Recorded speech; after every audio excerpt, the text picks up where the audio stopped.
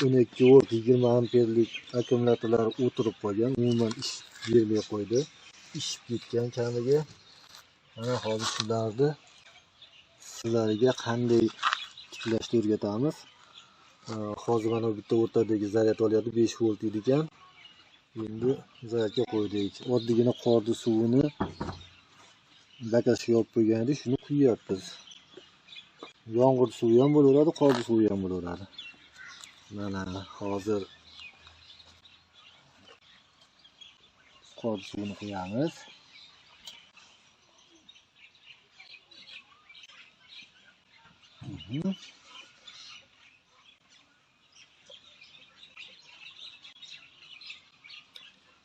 Har biriga 2 tadan shpris quydim. Kam bo'lsa yana qo'yilaveradi. Endi pribord olamiz. Mana 5 voltlik qo'ygan ekan. Hozir.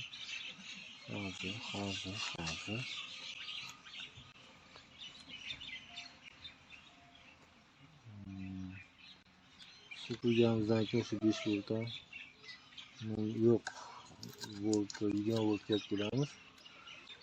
Endi aytadi. 5 va 7 volt qo'ygan ekan. 5 va 7 volt. Mana 5 va 7. Mana endi zaryadlaganimizdan keyin mana yangisini suv quyganmiz. 18 voltga chiqdi. Bu 12 voltga chiqishi kerak. 10 voltu 7,5. Endi hozir to'liq zaryad olgan yo'q. Nanamdek qilamiz. Lekin 12 voltli lampochkani yoqishga yarayapti. Mana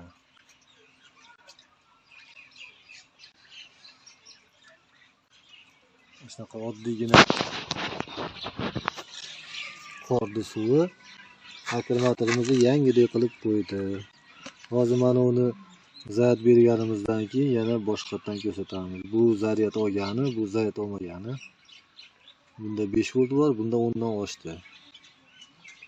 Oddiy 5 amperlik zaryadkada zaryadga qilyapmiz. Uni skuterga solsa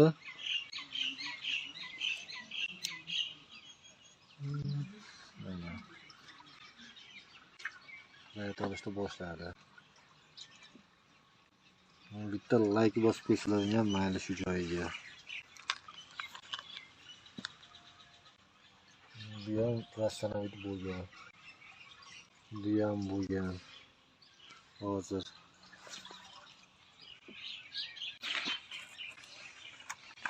to'liq zaryad olgandan keyin mana bunaqa holat bo'ladi. Mana 12 voltligini ko'rishingiz mumkin. 12,9. Mana bu ham o'lgan akkumulyator edi. Menimcha foydali maslahat. Like bosishga arziydi. Bitta shpris, qorni suvi, shu bilan yangi akkumulyator. Endi like bosib qo'yasizlar. Akkumulyator mana 1 soat zaryadda turdi. Ostiga ham siljib qolibdi. Mana shu o'zimiz ko'rsatgan akkumulyator. 1 soat zaryad olgandan keyin necha volt bo'ldi ko'ramiz. Hozir. Kanalimizga obuna bo'ling, like tugmasini bosishni esa unutmang. Sizning e'tiboringiz biz uchun muhim.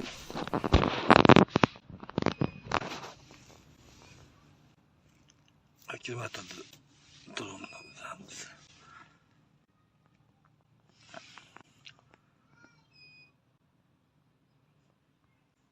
Hozir.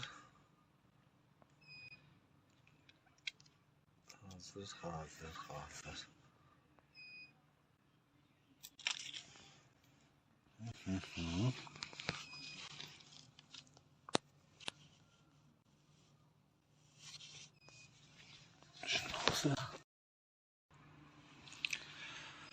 1 soatdan keyingi holat voltmetrda ko'ramiz. Bu tomoni mana.